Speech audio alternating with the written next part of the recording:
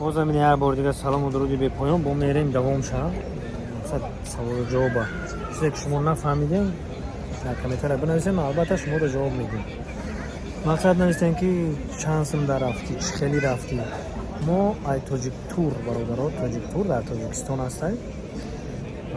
$815 از خود کردیم گاسیساش در دروش شد. مقصد سمالیات در میشینی میوی گاسیسا در میشینی زفترک برای گاسیسا مقصد که تاجیک تور هستی این من رقمشون هم میمونم کسانی که سفر دارن در دوبای این من تاجیک تور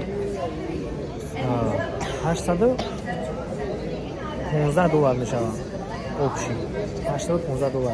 $815 و بعد کاری که من کردم در اینجا مندی خوردم و جای دیگه تماشا رفتم اوشا تقدیر اختان ببینیم برادر او میگه یک از شیخ خونه تو دو دستی سر نریش و چی ها خواستم و چی ها ندیش ما رو بولام نیچین چی خیلی او رو صاحبی تخت نریش مقصد دیگر که او هر کس اینسه رو تقدیرش میبینه او چیه که ما کردم اگر او خیلی کنه مجبوره $3,000 زیاد شود برادر او فکر نکنه این مقصد هر خیلی من اینجا یه رفیق خون بیسوره آشنا بیسوره کار برو بیسوره بو من خیلی شده اینستاگرام جواب نمیتم لازم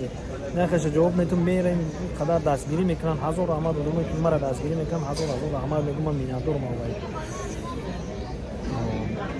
مقصد گپم که همین خیلی یک جا دو سفر که برو اومدی چند چرا راست شد میگیری بعد سفر میبری برو سفر اصول نیست مقصد سیاه بدن اصول نیست سیاه کوری که سیاه میکنن و این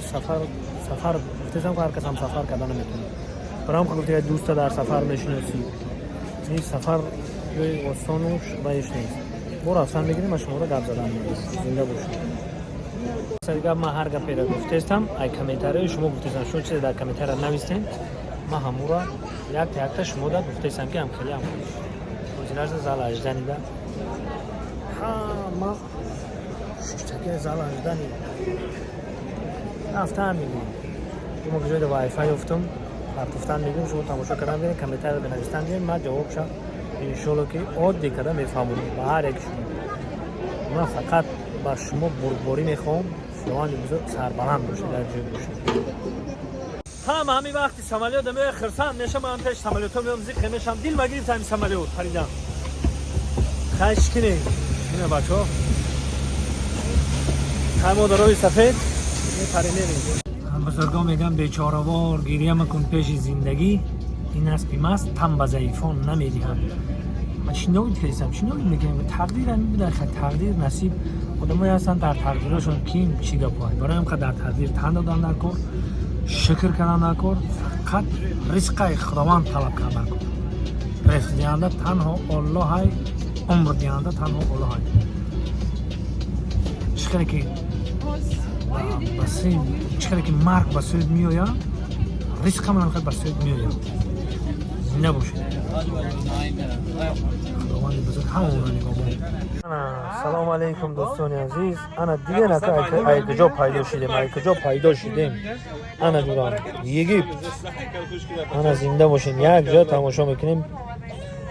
پیگیری ویدیوی ما باشید که میریم